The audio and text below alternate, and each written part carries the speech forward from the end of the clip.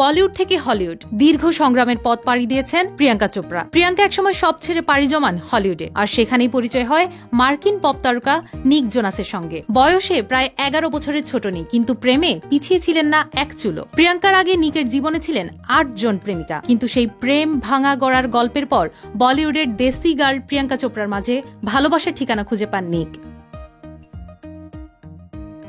জানা যায় নিক টুইটারে সরাসরি মেসেজ করে প্রিয়াঙ্কার নাম্বার চেয়েছিলেন, যদিও সে সময় অন্য এক সম্পর্কে ছিলেন অভিনেত্রী। তবে সেই সম্পর্ক যে শেষের পথে তাও ততদিনে বুঝে গিয়েছিলেন প্রিয়াঙ্কা। শুরু হয় পপ তারকার সঙ্গে কথাবার্তা। 3 মাসের আলাপেই বিয়ের সিদ্ধান্ত নেন তারা।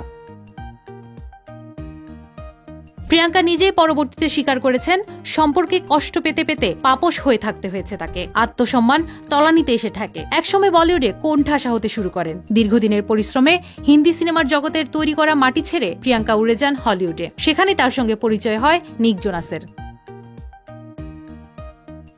প্রিয়াঙ্কা একাধিকবার স্বামীর সঙ্গে সুখী দাম্পত্যের কথা তুলে ধরেছেন সামাজিক মাধ্যমে। প্রিয়াঙ্কা বলেন, নিক শুধু স্বামী নয়, বন্ধু, সঙ্গী, ভরসা। ওর প্রতি প্রতিদিন নতুন করে আকৃষ্ট হই।